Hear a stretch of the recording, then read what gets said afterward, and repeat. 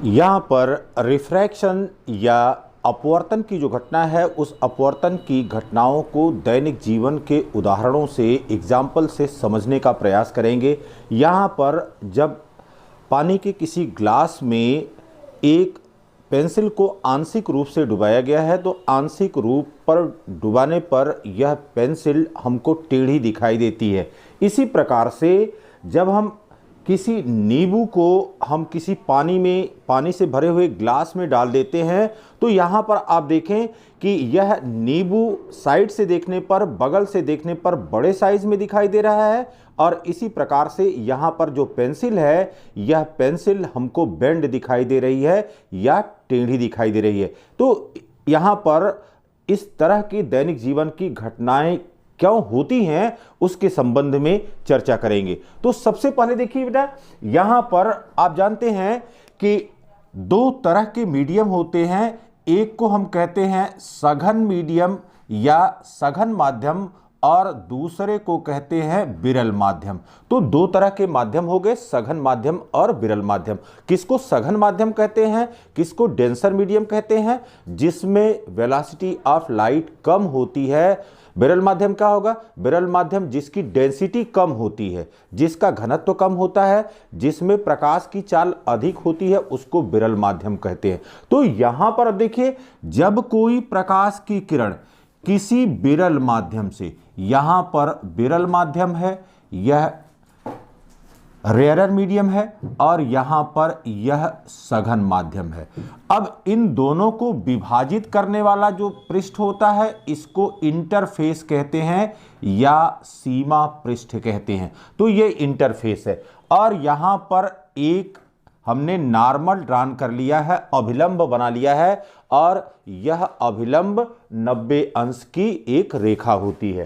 तो यदि कोई प्रकाश की किरण कोई कोण बनाते हुए ऑब्लिकली इस पर इंसिडेंट होती है, गिरती है, तो यहां पर यह प्रकाश की किरण ए इस ओ बिंदु पर आकर के गिरी, तो यह विरल माध्यम से सघन माध्यम में आ रही है। तो जब प्रकाश की किरण विरल माध्यम से सघन माध्यम की ओर आती है, तो जो उसका प्रारंभिक या इसका प्रारंभिक मार्ग होना चाहिए था, या यही इसका मार्ग होना चाहिए था, लेकिन यह इंटरफेस पर अब अभिलंब की ओर मुड़ जाएगी, या यहां पर यह सघन माध्यम में अभिलंब की ओर झुक जाएगी। अब दूसरी दशा होती है यहां पर कि यदि कोई प्रकाश की किरण सघन माध्यम से, यहां पर डेंसर मीडियम है, यह विरल माध्यम में प्रवेश कर रही है, तो सघन माध्यम से चलने वाली प्रकाश की किरण, जिसको यहां पर अब सीधे जाना चाहिए था, ये इसका मार्ग होता अगर इसका माध्यम नहीं बदलता, तो ये क्या करेगी, यह जो यहां पर अभिलंब n डैश है, इस अभिलंब n डैश से दूर हो जाएगी।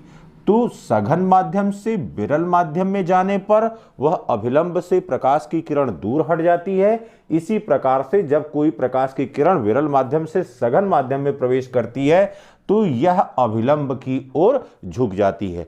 तो यहां पर इसी कॉन्सेप्ट का, इसी गुण का उपयोग यहां पर करेंगे कि जब पानी में हम किसी पेंसिल को आंशिक रूप से डुबाते हैं, तो आंशिक रूप से डुबाने पर यह पेंसिल हमको टेढ़ी दिखाई देती है। तो ए बी सी यह पेंसिल है, और इसको हमने पार्शियली यहां पर डुबाया हुआ है। अब इसके सी बिंदु से प्रकाश, सी बिंदु ए बी सी के सी बिंदु से चलने वाली प्रकाश की किरण के संबंध में चर्चा करेंगे। दो किरणें हमको चाहिए कहीं पर भी इमेज बनाने के लिए, कहीं पर भी हमको जब प्रतिबिंब प्राप्त करना है, तो दो प्रकाश किरणों की आवश्यकता होती है।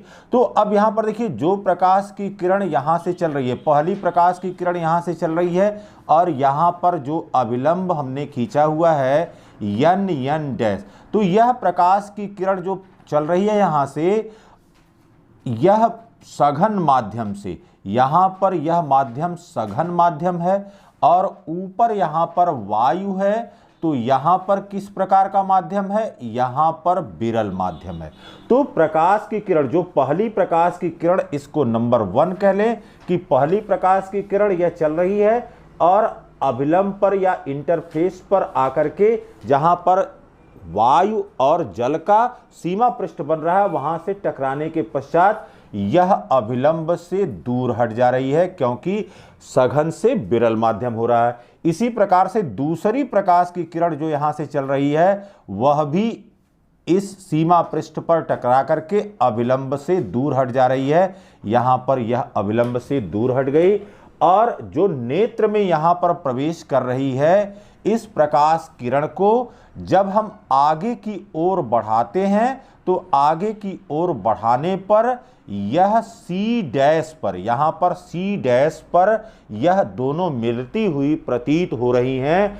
तो जब इसको मिलाया हमने, तो यहां पर यह पॉइंट C डैश बन गया। इसका मतलब है कि प्रतिबिंब हमको कहां बन करके दिखाई दे रहा है? प्रतिबिंब हमको C डैश पर बन करके दिखाई दे रहा है। और यह B से लेकर के C तक जितने भी बिंदु होंगे, केवल एक बिंदु की चर्चा कर रहे हैं, इसमें अनंत बिंदु होंगे। उन सब से आने वाली प्रकाश की जो किरणें होंगी, वह प्रकाश की किरणें इसी प्रकार से सीमा पृष्ठ पर जाकर के अपवर्तित होंगी और अपवर्तन के पश्चात नेत्र में पहुंचेंगी। नेत्र पर जो प्रकाश की किरण गिर रही है, उस प्रकाश की किरण को पीछे बढ़ाने पर यह अलग अलग स्थानों पर मिलेंगी। और इस प्रकार से जो पेंसिल पहले इस तरह से हमको सीधी थी, यह A, B और C के रूप में थी, वह हमको बेंड करके अब मिलेगी। यहाँ पर हमको C डैश के रूप में इमेज मिल रहा है। इसलिए जब किसी पेंसिल को हम पानी में आंशिक रूप से डुबाते हैं, तो वह हमको टेढ़ी दिखाई देती है।